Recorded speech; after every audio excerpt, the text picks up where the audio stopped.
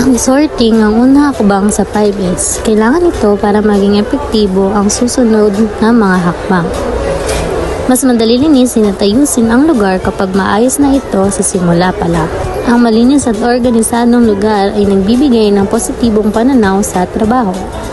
Mas nagkakaroon ng sense of ownership ang mga empleyado sa kanilang lugar.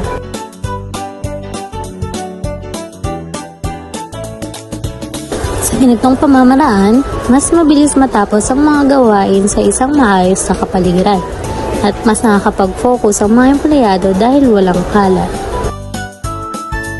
Nagiging mas mabilis din ang daloy ng trabaho dahil nasa tamang lugar lang ang mga kailangang kagamitan at mas kaunting oras ang nasasayang sa paghahanap ng gamit o dokumento. Ang mga gamit na hindi kailangan ay hindi na sumasakop ng espasyo at nagagamit na din ng mga lugar para sa mas mahalagang gamit o aktibidad.